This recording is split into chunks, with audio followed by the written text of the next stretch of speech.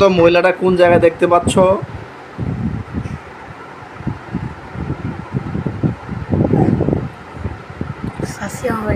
তোমার চাচি আমার বাড়িতে। আচ্ছা, তোমার চাচি আমার বাড়িতে একজন মহিলা আছে। আচ্ছা, তুমি কি এর আগে একে কোনোদিন স্বপ্নে টপ্নে দেখছিলে? দেখো নাই? এর আগে কোনোদিন স্বপ্নে দেখো নাই? আচ্ছা, ওনাকে প্রশ্ন করো কেন আসছো আমার কাছে। প্রশ্ন করো কেন আসছো আমার কাছে। কি বলতেছে কেন আসছে? আবার প্রশ্ন করো, এই আমার কাছে কেন আসছো?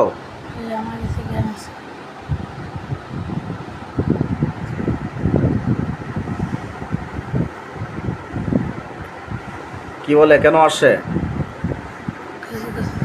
এই তোমরা যদি কথা না বলো তাহলে কিন্তু আমি তোমাদেরকে কিন্তু মেরে ফেলবো বা কিন্তু ধ্বংস করে দেবো। সত্য করে কথা বলো, কেন আসছো? রাসেলের বাড়িতে কেন আসছো?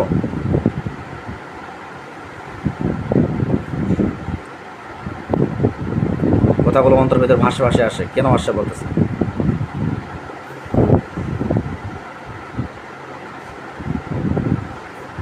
কি বলে বুঝতে পারতেছো? কিছু বলে না এরকম বুঝতে পারতেছো না, তাই তো? বা ও কি কথা বলতেছে তুমি শুনতে পাচ্ছ না এরকম কোনো কিছু? নাকি কথাই বলে না? কথা বলতেছে না?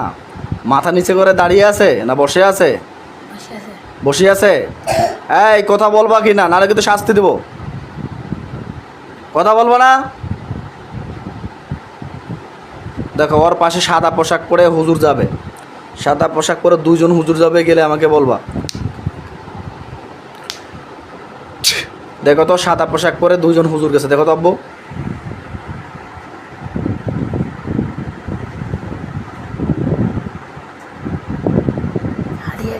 হাঁটি হাঁটি যাচ্ছে।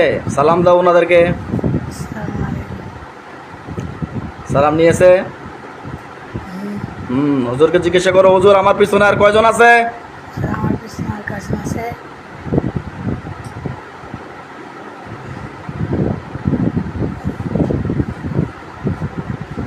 কি বলতেছে কয়জন আছে? একজনই আছে। আচ্ছা, মেয়েটা কয়দিন থেকে আছে এর কাছে, বাচ্চাটার কাছে?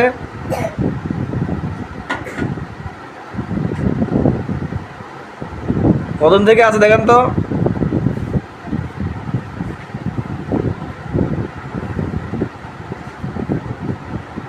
আবু কতদিন থেকে বলে?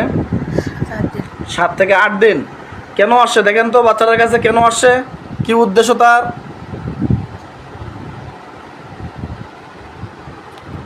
দেখেন তো কি উদ্দেশ্য তার, কেন আসছে?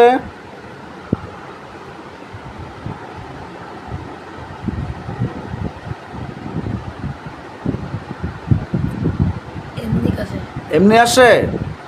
আচ্ছা, এমনি আসছে 7 থেকে 8 দিন ধরে। 7 থেকে 8 দিন ধরেই আমাদের বাচ্চাদের সমস্যা হচ্ছে। তার পড়ালেখা অমনোযোগী সৃষ্টি হয়ে গেছে। সে একজন মাদ্রাসার স্টুডেন্ট, মাদ্রাসার ছাত্র। সে পড়ালেখা করতে চাচ্ছে না বর্তমান। আগে কিন্তু তার বাপ মায়ের গার্জিয়ানের কথা যে তারা মাদ্রাসা যেতে গেলে, মাদ্রাসা যেতে চায় তাকে বলতেই হয় না মাদ্রাসা যাওয়ার জন্য। কিন্তু কয়েকদিন থেকে সে এরকম ডিস্টার্ব করতেছে যে অতিরিক্ত মারধর করলেও বা বুঝিয়ে পাঠিয়ে দিলেও কিন্তু মাদ্রাসা যাচ্ছে না। তো আমরা এখন রুকিয়া করে দেখলাম যে বাচ্চার কী সমস্যা। দেখলাম যে বাচ্চাটার পিছনে আশিক জিন্নাতের লক্ষণ, বা জিন্নাত হয়তো কোনো বিধর্মী জিন্নাত হতে পারে। কোন ধর্মে তোমরা? জিজ্ঞাসা করো, হজরত জিজ্ঞাসা করতে পারবো যে কোন ধর্মের জিন দেখেন তো, মুসলিম নাকি ও মুসলিম? হ্যাঁ, নামাজ পড়ছে। হুজুররা কি নামাজ পড়ছে? তাহলে কে নামাজ পড়ছে? ও মহিলাটা নামাজ পড়তেছে, তাহলে তো মুসলিম ধর্মেরই। আচ্ছা, তাহলে ঠিক আছে ইনশাআল্লাহ। এই তো তুমি যদি নামাজ পড়ে থাকো, তুমি যদি মুসলিম হও, তাহলে তুমি এই বাচ্চাটিকে কেন ডিস্টার্ব করতেছো? হ্যাঁ, ভালো লাগছে? কি বলতেছো? ভালো লাগে নাই?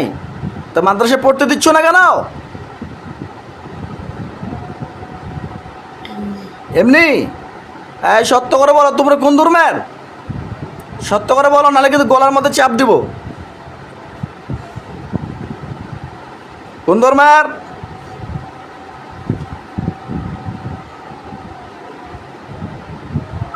প্রশ্ন কর, তুমি কোন ধর্মের, হিন্দু না মুসলমান? নাকি খ্রিস্টান নাকি বৌদ্ধ, কোন ধর্মের? সবাই মুসলিম। আচ্ছা, এখন তোমরা কি চাচ্ছ, বাচ্চাদের কাছ থেকে চলে যাবে কিনা? হ্যাঁ, বাচ্চাদের কাছ থেকে চলে যাবে কিনা বলো। কি বলতে যাবো? যাবে না। যাবে না বলতেছে। কেন যাবে না বলো, কেন যাবে না বলো, বলো কেন যাবে না?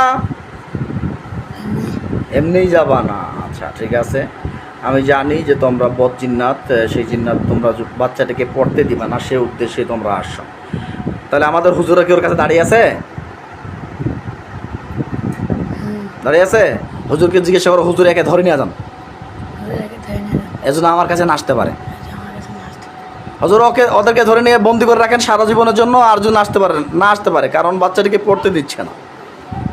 তো একটা ধরে নিয়ে যে একটা বড় একটা জেলখানার ভিতরে ঢুকাই দিবে।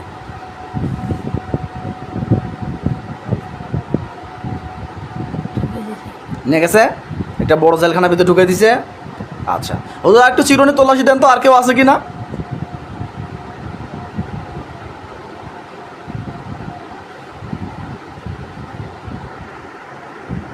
আর কেউ আছে কিনা দেখেন তো। না, আর কেউ নাই। ছেলেটা শরীরে কোনো জাদু করছে নাকি জিন্নাতটা, দেখেন তো।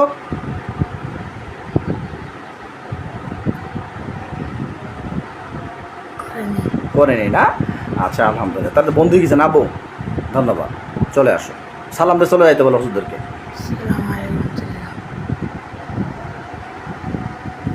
চলে গেছে। ইনশাআল্লাহ, জাযাকাল্লাহ, চোখ খুলে দাও।